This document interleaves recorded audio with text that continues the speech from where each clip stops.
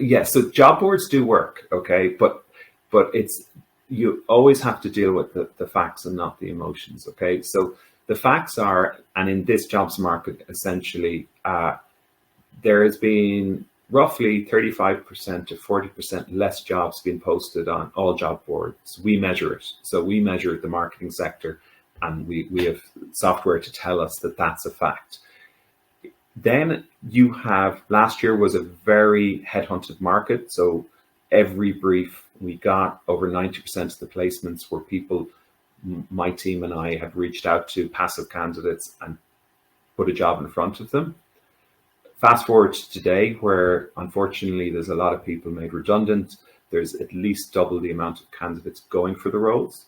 So it's table stakes to use the jobs boards, and you should be using all of them.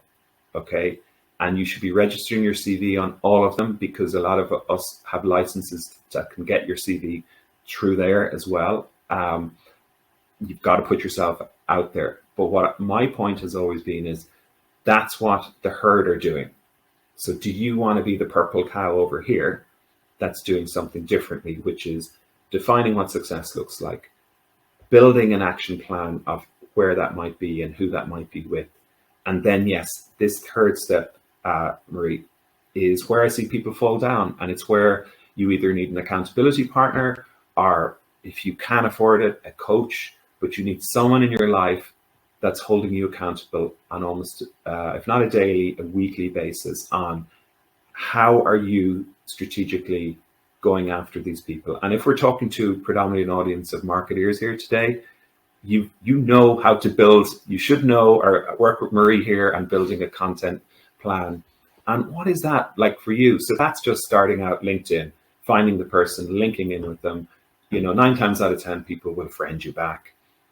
Then it's about writing something meaningful, that you've spent a bit of time showing them, that you've researched them, that you're authentic, that you're not coming out with the big ask straight away of, hey, look at me, give me a job. No, you're actually paying them loads of compliments, genuine compliments. You're hopefully giving them some insight. And then you're saying, look, I'd love to learn about your career. I'd love to learn what happens in brand X. And guess what? 90% of the time, they're not going to respond. Okay. But this is why you need a 6 or 5 touch point plan, as you know, from B2B marketing, to try them again. And look, there's so much email software tools out there. You can get a person's email in click of a button. But if you're not willing to push yourself outside your comfort zone in this stage 3, it's not that everything else you've done is worthless. It's not, because it's really good that you've now defined what you want to do or have a good idea of it.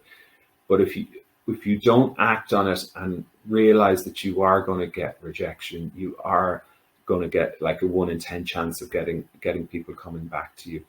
But I can guarantee you, if you stick with it, and I've seen the results firsthand of people, then you've got control of your job search. The other thing, and not a lot of recruiters tell you this, but I think it's really important to know, is when imagine you've got, and we'll get on to what a great CV looks like in a minute.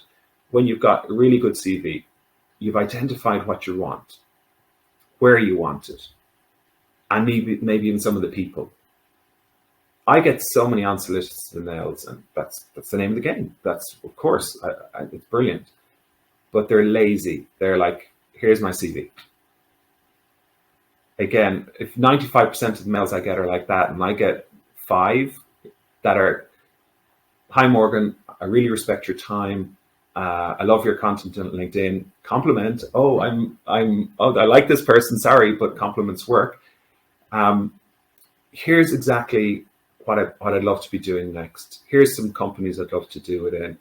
I've done a bit of work in my CV. I'd love your input on it.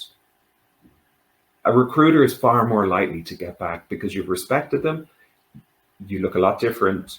And also, unfortunately, because it's not your fault, but there's so many people in the market who are looking for salary increases in their current jobs. Like, everyone has agendas, right? So you need to show that with conviction, you're serious about your job search.